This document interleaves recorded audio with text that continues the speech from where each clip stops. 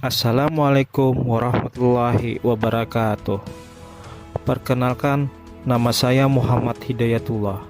Saya peserta Latsar CPNS Angkatan 21 Kelompok 3 NDH 23.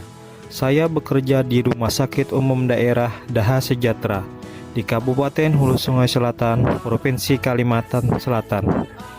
Di sini saya akan memaparkan tugas individu, yaitu analisis isu dan gagasan kreatif mewujudkan smart governance.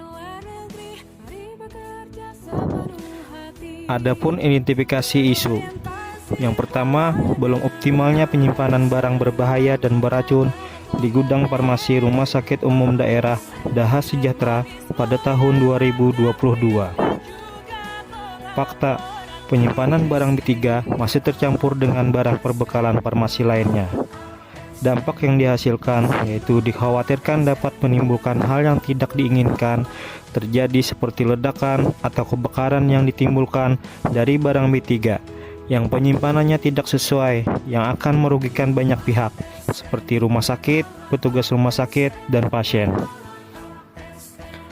Identifikasi isu kedua, yaitu belum optimalnya pelayanan farmasi klinik rekonsiliasi obat di Rumah Sakit Umum Daerah Daha Sejahtera pada tahun 2022.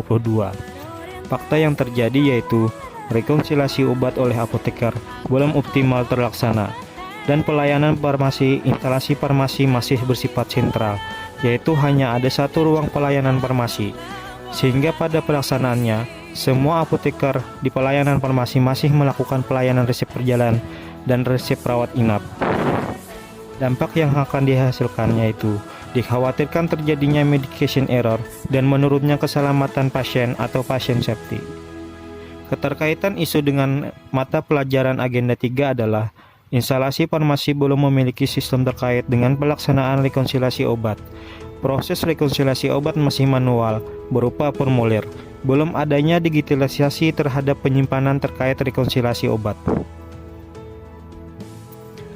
Identifikasi isu yang ketiga yaitu belum optimalnya pelayanan informasi obat dengan cara pemakaian khusus pada insulin injeksi di Rumah Sakit Umum Daerah Daha Sejahtera.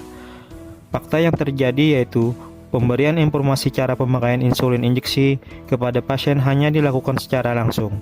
Belum tersedia media edukasi sebagai sarana untuk meningkatkan pemahaman pasien apabila belum paham atau lupa dengan penjelasan secara langsung. Dampaknya yaitu pasien tidak memahami cara pemakaian insulin injeksi dengan benar, dan outcome terapi pasien yang mendapatkan terapi insulin tidak tercapai.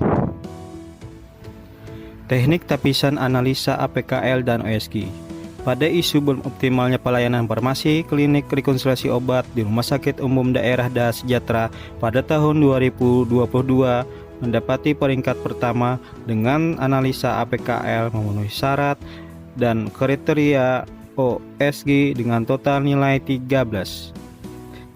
Di sini saya akan mengambil teknik tapisan analisa APKL dan OSG dengan isu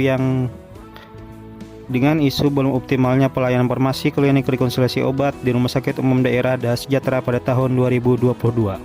Analisis isu dan dampak. Yang pertama yaitu SPO rekonsiliasi obat sudah tersedia namun perlu penyempurnaan. Kemudian kurangnya pemahaman apoteker tentang alur rekonsiliasi obat. Kemudian belum adanya metode yang tepat untuk sosialisasi rekonsiliasi obat pada apoteker. Dan belum adanya digitalisasi penyimpanan hasil rekonsiliasi obat. Yang berdampak dikhawatirkan terjadinya medication error dan menurunnya keselamatan pasien. Gagasan kreatif yang dapat diusulkan.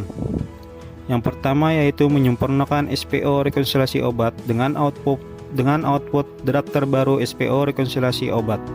Yang kedua, membuat formulir rekonsiliasi obat dalam Google Form sebagai media penyimpanan hasil rekonsiliasi obat dengan output Google Form sebagai media penyimpanan hasil rekonsiliasi obat.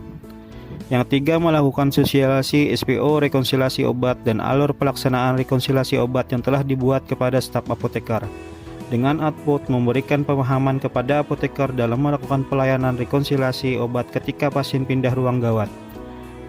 Kemudian melakukan evaluasi penerapan sistem yang baru terkait dengan proses rekonsiliasi obat. Outputnya yaitu bermanfaatnya sistem yang baru terhadap pelaksanaan rekonsiliasi obat.